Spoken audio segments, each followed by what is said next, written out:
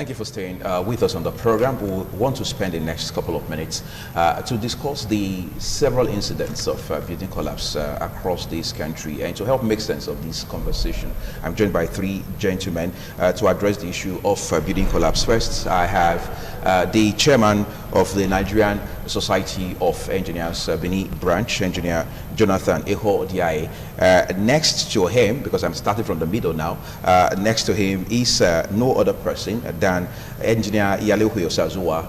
Is an expert civil engineer as well. Then just to my immediate left, I have Engineer Professor Rafe Diato. He's the head of Department of Geomatics here at the University of Benin. Gentlemen, all three of you, welcome to the program. Thank you very much. All right, Prof, I'm going to start with you, even though I should actually start with the chairman of NSA Benin. Exactly, I want to start with you because he told me he was going to do everything possible to make sure you were on this program, and we appreciate that. Let's start from this note. It will appear we are getting accustomed to building collapse in this country. That is not a good thing, is it? Of course, it's not very sad, and I'm not happy about it, and we need urgent solution. Okay. So that it will not be it will be an issue that we have solution. We can solve the problem because the constellation of building, that's where the problem. Okay. We start. So if I were introduction, a professional who design structure, you know, and the builders, they should be aware of what you need to take what you need for a building, for stabilization of buildings. Okay. So when you look at the stories of building collapse in Nigeria, you can see that most of the time is structural failure.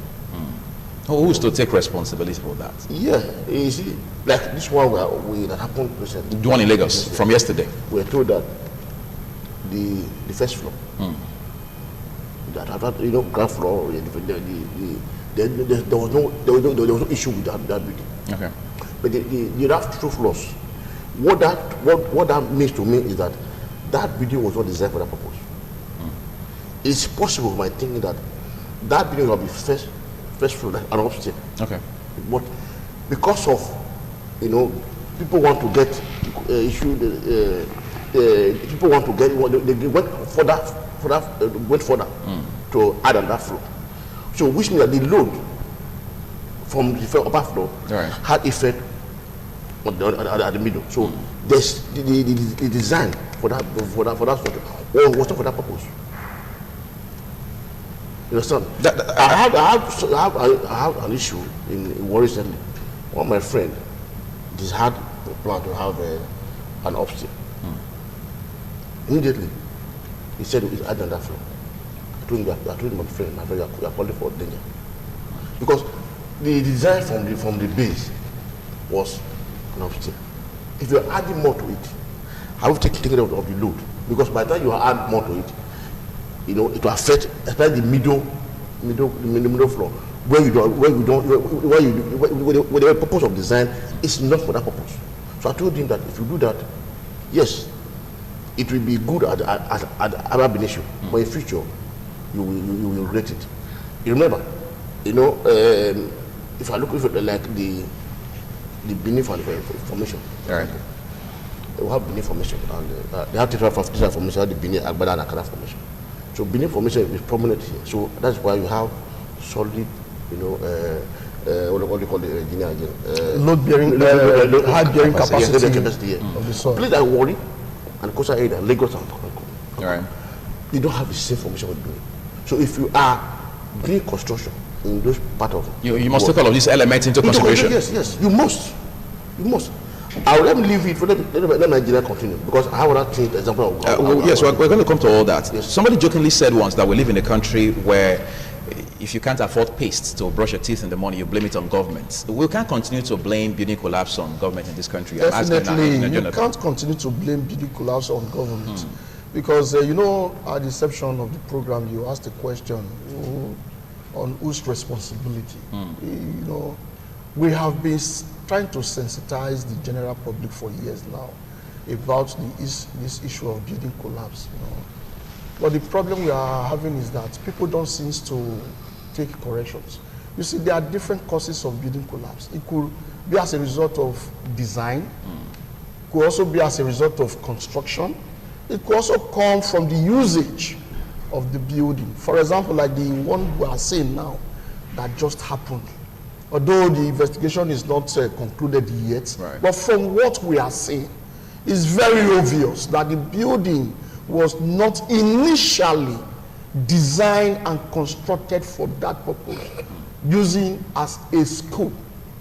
Because we are meant to understand that it was the first floor that was accommodating the school.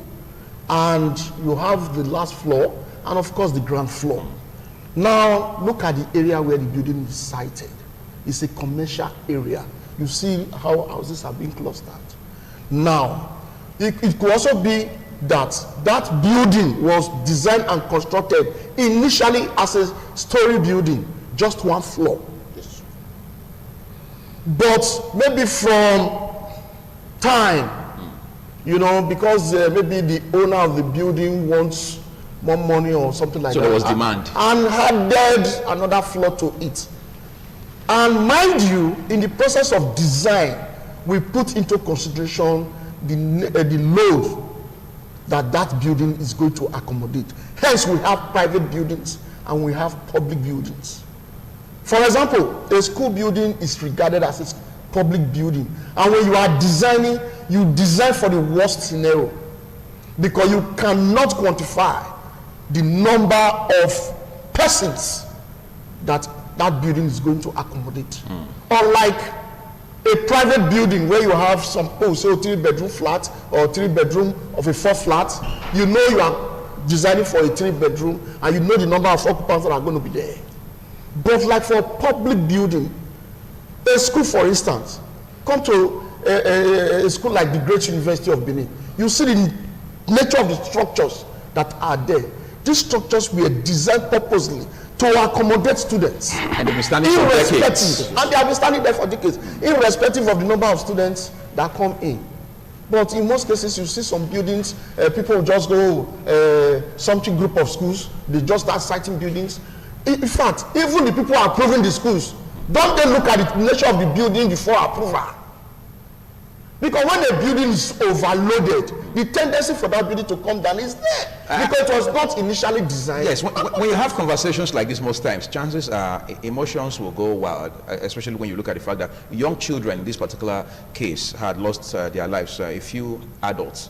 As I said earlier when we opened the program, we made it clear that we can't put a finger on the casualty figure right now, but it's obvious, it's already clear that lives have been lost. But let me talk to you now, Yalewe.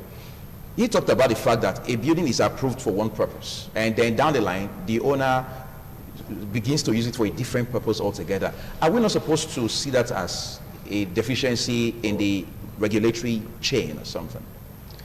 First and foremost, let me go back a little bit so that I come to your question. When we're talking about building collapse, that is the end stage of failure. Or the failure would have already started before that time? Yes, that's what to educate people on. See, building can fail from inception. For example, sir, if you are doing a deck slab for a building, after casting or pouring your concrete the first day, what is obtainable now in our present society is that the bricklayers start loading the blocks, loading the slab the following day. They will put blocks on top of the slab, telling you that you want to raise it up to the next level. Loading those slabs the following day has caused a lot of failures within the elements of the slab. In the near future, that same slab will now collapse. We want to be talking about the collapse as at that moment, whereas the building fades while constructing. I don't know if you understand my point. It's clear. So these are what is obtainable in Nigeria, and it is everywhere. The artisans who are using to work, most of them don't understand the principle of construction. But some of them have been in construction for 30 years or even longer. No, being there, you're like a driver will tell you that I drive for about 30 years, and you ask him, what is the indicator? The road indicator meant when you are passing through a junction, they tell you going straight, where it's hazard. We have driving for 30 years. When you lack information, age does not give you that you should not seek for. When you seek for it, you have it. That's experience. So that is what collapse is all about. Then the one we just talked about, where we're talking about, which is the one in Lagos. A building that is approved for a particular purpose. Yes. And then the owner decides to convert it to a different purpose. Yes, it's ignorance too. Like my chairman said, when a building is being designed, it's designed for a particular load. There's what we call factor of safety. For public buildings, the factor of safety, we step it up, can be 3, depending on the designer. You understand? For a building that can be managed, you can make it maybe 1.5. But irrespective of the factor of safety, the design load, you guys also have your cars. Your cars, your what we call household load. There's the maximum load your car can carry. You cannot go and give a 30-ton load to a Hilux. Hilux will not move. So when you design a building and you are diverting or you are trying to navigate the purpose for it was meant for, you are creating danger within the elements of the building. What are the elements of the building we are talking about? The elements of the building are the constituents of the building, like the rods, granites, cement, all those other components that makes up the structural elements. But however, the challenge we have in the building industry, though my chairman just threw small light and prof on it, is that the building industry does not only comprise of with the engineers. Okay. You have the financiers, the owners of the money. SON should also come in, Standard Organization of Nigeria. These are all stakeholders in the building industry. Not just the engineers, the architects, all of us are all there. So by the time all the stakeholders comes together, I think solving this problem will be something that will be so easy for the Nigerian government. But however, most of these we are talking about, these collapses we are talking about, is common among private buildings. You made an example with Junibe just now. Public buildings, for example, Junibe now, the people have also to make the building come to reality. For example, the consultants, the contractors, everybody else to work in that building, they are out there. Whereas in the private building, the clients, that is Panacea now, can give the job to a bricklayer. The bricklayer will do the job of an engineer, the civil engineer, mechanical engineer, the electrical engineer, only him will do all just to save costs. So one of the factors that also facilitates collapse is costing. But I want cheap labor. If I have to call prof now to come and start my building, the first I look at is how much will prof take. Whereas we have our rates, whether it's prof or no prof. As an engineer, we have what we pay you daily. They don't even ask us. Okay. Instead, they go for the roadside workers and pay them peanuts to give them jatty buildings. It's not a done. I'm going to allow you catch your breath a little. I'll come back to Prof now. He has alluded to the issue of the client being a financier, of course. And you know what they say, he who pays the piper dictates the tune, and so on and so forth. Obviously, there's a value chain. Who should help us bring together this, as it were, potpourri of professionals who work on buildings? He mentioned, for example, the different fields of engineering that should be brought to bear on a project like this. And then, of course, you have people who have to do a few other things, like the SON. I was supposed to, by the way, even bring the head of the Standards Organization of Nigeria in Edo State here, but the gentleman is constrained a bit. But we understand that the SON has a stake in all this. And you have other stakeholders who should be concerned and playing a very crucial role as far as building in this country is concerned. So how do we bring all of these people together and ensure that there's a one-stop regulatory arrangement to help deal with these issues? Yeah, I want to look at Lagos case, for example. Okay. If you look at Lagos terrain, for example, it's swampy, waterlogged, and it's not like the kind of furniture we have, kind of formation we have here. If you are going to build, most part of Lagos, mostly they're surfing. Right. So, I had an issue recently I was called for a job in Lagos. Challenge that they are constructing a depot, in Lagos. What they did was that they did surfing. You understand? When you surfing, for example, the subsoil for swamp area, you remove. When you remove, you conduct what they call topographical soil. After which you surfing. When you surfing, you can allow natural settlement. The professional who should do what they call topographical survey are the surveyors. That is the first professional that go to field to do that work. After some field, you can allow for natural settlement. Settlement is in two ways: uniform and differential. Differential settlement will have the vertical and the horizontal settlement. So when it is when it's settled naturally and in vertical and both horizontal, then you have what we call uniform settlement. But if then after that, the design of the building, for example, you have a survey now. Give the design to an architect who will really design. I'm not telling you the various stages of construction. Who actually design the structure.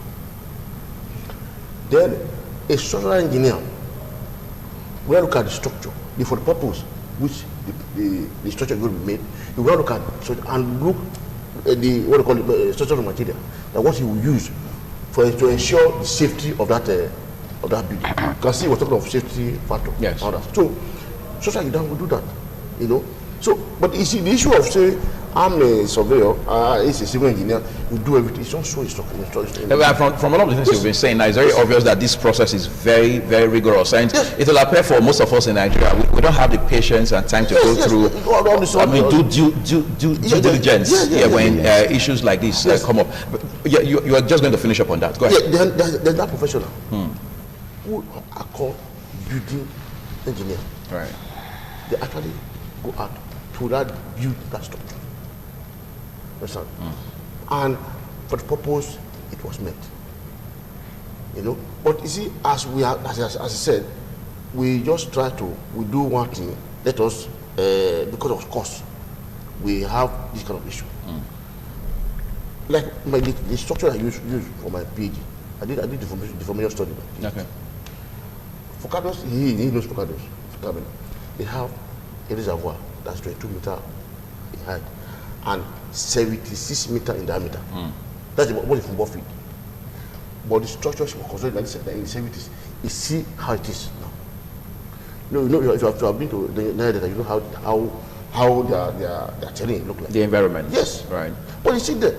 So when you see beauty collapsing like Lagos, it is just a shoddy job, in my view. Understand? And the purpose for that building was made. The change as time goes on. So the people who approved the school, we said it just now. But I was sure if you have an engineer among them. Okay, well, I think those are critical issues. Yes, those are critical issues we're going to look at. In fact, I'm going to come back to Jonathan, so we can talk about what the Nigerian Society of Engineers in particular, because this is a body of well-read professionals who understand how the industry works, understand those essential dynamics of building, whether it's for commercial or for residential purposes. But we'll take a quick break first. We'll come back by way of wrapping up this discussion. We'll look at this very critical element for you. Stay with us. TMI, every opinion counts. We appreciate you staying with us the program. Let me just come back to you now, Jonathan. We're just going to ask you what exactly the Nigerian Society of Engineers is doing, basically along the line of creating awareness for members of the public regarding building collapse and the basic things they should know about buildings. Yes, like you rightly said, that basic awareness has always been there. We do this by way of organizing seminars, symposiums, public lectures to sensitize the general public, and of course the people in the built industry. We have professionals in the built industry, of which we even have the association in Benin here. We have even gone at a time, we have met with His Excellency, at least to let him know the importance of this various professionals in the built industry, which I'm happy to say here today that His Excellency is also working in line with us. You mean the state governor? Yes, the state governor. You see, we have a body put in place called ERM, Engineering Regulatory and Monitoring Team. It's an arm of Koren, and it's been set up by NSE. And this body started with the responsibility of moving around, going to building sites, road sites, in fact, engineering sites, to ascertain the quality of job that is being done there, and of course, to find out that the project is being carried out by various professionals. That is one of the major... Are they getting results? The ERM you just mentioned? Yes, we are getting results. You know, we Nigerians being what we are, you know, some are really, you know, it's a problem, really, it's a problem. Nigerians are really, some, not all, some Nigerians are really very adamant. You try to correct them, try to sensitize them on the right way to do, but still, they will tell you, well, no, not give me money, we are to build my house. You understand? And maybe we have a law that is backing us. I think it would have been very fruitful. So I want to use this opportunity to please beg the legislative arm for them to enact a law that if you are not a professional, please, you don't have any business in the beauty industry.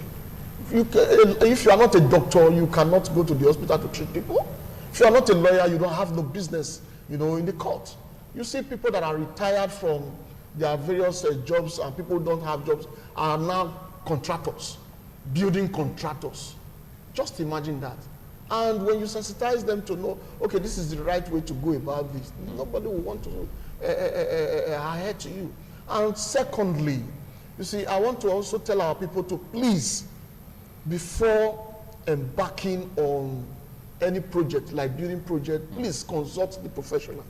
If you come to meet me for example, as an engineer, that you want to build a house, I will tell you, I will refer you. First, you need to meet the surveyor, who will need to survey your land, who will need to carry out an environmental impact assessment of that land, of course, and we will need to do a soil test. Geotechnical test.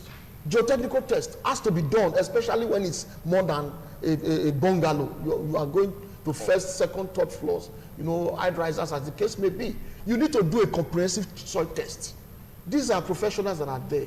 Of course, the draftman, the architects, they are there to design the building aesthetically. I just thought I should make you, I should allow you to make sense of that. But let me come to Osazuwa now. We hear that there are buildings whose collapse is imminent. That sounds a bit troubling, because you said earlier that buildings actually fail from the very foundation. They don't fail until, it's not only when they collapse you say they are failed. Yes. You determine whether they're going to fail or not right from when you put the first block or when you start to do the preliminary work on that site. Yeah. What should we be doing about buildings whose collapse is imminent? Because some buildings already have failed, whether you like it or not. A lot of mistakes have been made in the middle of, while putting these structures on the ground.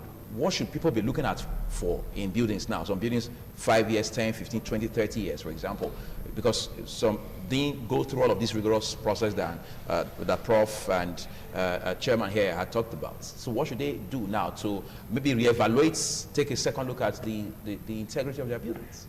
So you have really used the right word. I think we should start from there. For a structure, when we are designing, we have a lifespan. Okay. For a building. For a building, you don't design for eternity. Yes, you can design for 50 years, you can design for 30 years, okay, depending on the designer. If we know the parameters for a design, and the building is just over 30 years, you can call for the expert to do what we call integrity tests. Okay. When you do that, you ascertain the strength of your concrete. If possible, you can also get the strength of your reinforcement and those are parameters. Then also check your foundation. As at then, if you notice, there are some houses around us now where we are growing. We have about 3 stairs visible to you, but now you can only see one. That shows that there are settlements. There's what we call subsidence in engineering. Subsidence is when during the wet season, okay, the place is wet. When it dries up, the soil around there dries up, it settles down. When it's wet again, it goes up, keep on settling. That's subsidence.